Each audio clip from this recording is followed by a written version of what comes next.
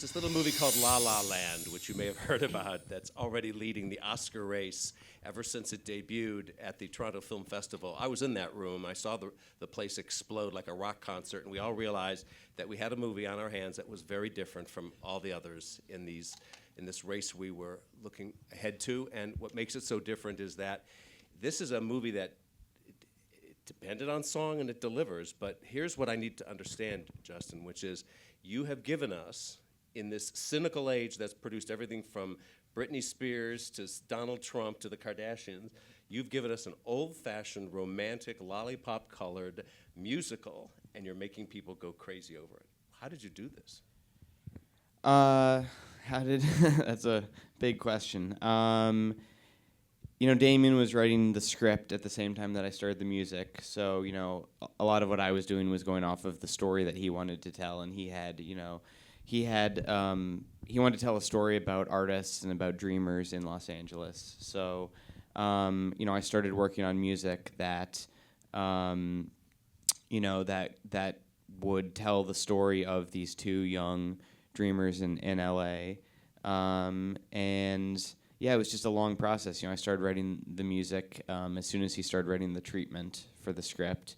And finding those, Damien and I care so much about melodies. It's all melodies first, making sure that there are going to be melodies that really stick with people, we hope, that are going to be hummable, that people are going to remember after the movie's done. And that's not just for songs, that's not just for a musical, that's for any movie we do together. I mean, we hope that there are going to be themes that people remember. So that's how we approach it. And the first thing I did on this movie was start composing the main theme, which is...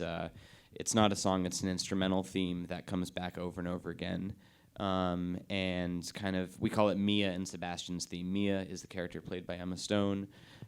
Sebastian is the character played by Ryan Gosling. And they have this theme that kind of unites them and represents their love for each other throughout the movie. So first things first, we had to find that melody that was going to carry us through large sections of the score and carry the movie for a while, because there are sections of the movie where there's no dialogue, there's no sound design, it's just score for a while, carrying us through some almost ballet type sequences. We started with that melody and then just started, it took me a very long time to find it. Lots of bad ideas, lots of good but not good enough ideas, and then eventually I had that melody.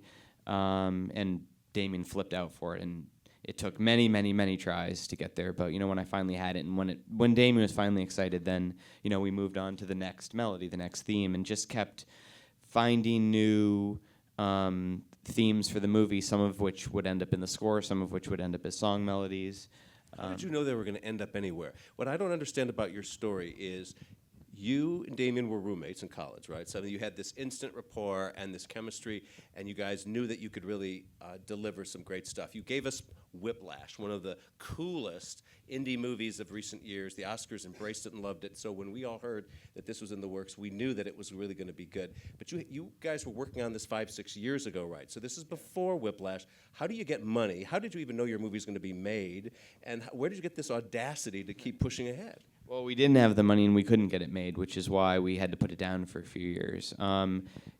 Damien and I have loved musicals for a long time. He introduced me to a couple of the French musicals from the 60s, The Umbrellas of Cherbourg and The Young Girls of Rochefort. And Damien and I bonded in college over those movies and other, both musicals, American musicals like Singing in the Rain and the Fred Astaire, Ginger Rogers musicals, and just other film scores, Nino Rota scores, other French New Wave scores, George Delerue, all sorts of things. We bonded over music, and we wanted to make. We started talking in college about making a musical that would be inspired by all of our favorite movies and favorite music. And in 2010, started developing this movie. And couldn't get it made. Like I said, he was writing the script, I was writing the music. Couldn't find anybody who wanted to make an original musical, let alone a jazzy, original musical. So we put it down. We made Whiplash, which was a very low budget movie. and that was lucky enough to have to find an audience and have success. And then there were people. Then as soon as we literally when we were at Sundance with Whiplash, there were studios asking what's Damien's next movie, and we had the script, we had the music ready to go. So it was great timing. We had 2 more years, another year of development on it before we ever shot it. Once we picked it back up, but at least we had a script. We had some of the music figured out, and so we could show it to people and say, this is the movie we've been trying to make for years. You've got the toughest job of all in cinema right now at this particular cynical age, because if you ask some of the really great old songwriters what makes a song really, really great, and let's use as an example the song despised more by music critics in the world than any other song, which I would say would be Celine Dion's My Heart Would Go On. You play that song, they go into spasms of absolute wretchedness and hate and spewing, and my theory as to why they do that is because it's romantic and it's over the top. And a lot of great composers will say, if you want to write a great, Baz Luhrmann told me this. He said, if you want to do a great musical like Moulin Rouge, you've got to really mean it. You've got to go right over the top with it. You cannot be shy. It's like a great boy band song. He doesn't just love you, baby. He loves you so much he's going to die. And it's about her, the listener. It's not about me, the singer. And you have to keep that in mind, and very often songwriters screw that up. Would you agree with all that? Yeah. First of all, I love My Heart Will Go On. It's one of my favorite songs ever. I mean,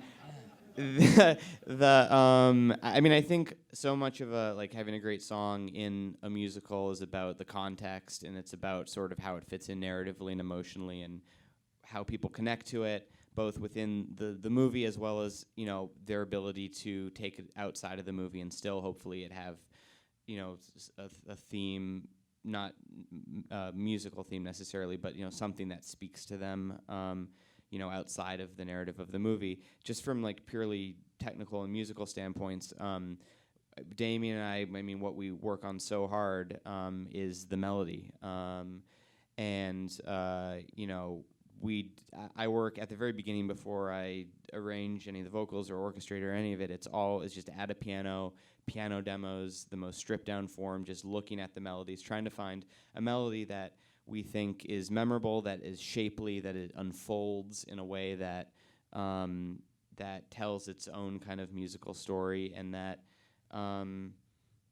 just that we hope will stick with people. And we just keep going. I keep sending Damien demos until there's one that he flips out for, and he's very, very demanding. But it's for the best, because he keeps pushing me, rejecting until I have the one for that given piece or song that he loves. And I'm always so glad that I kept going and he pushed me to that point. So there's the melody. It's a huge part for us with whether it's a score theme or a melody or a song melody, and then obviously the lyric. And I didn't write the lyrics for this movie. The lyrics were written by really talented songwriters, Benj Pasek and Justin Paul, who are mostly Broadway writers. They have a show opening, I think it opened yesterday actually, called Dear Evan Hansen. Normally they do music and lyrics for their own shows. They did lyrics for this movie. They added just obviously a whole new dimension in terms of bringing, hopefully my melodies were emotional, but the songs still weren't really about anything until they had lyrics. Damien knew what the songs were about in a general way. He put in the script, this is what the song needs to accomplish story-wise and emotionally, but the words weren't there until Pasek and Paul wrote them. And that just, that's so much of what makes it a great song, obviously, is that's what people remember and that's what people connect to, and that's where, the real thematics of the song come from. Well, congratulations on a great movie. Thank you.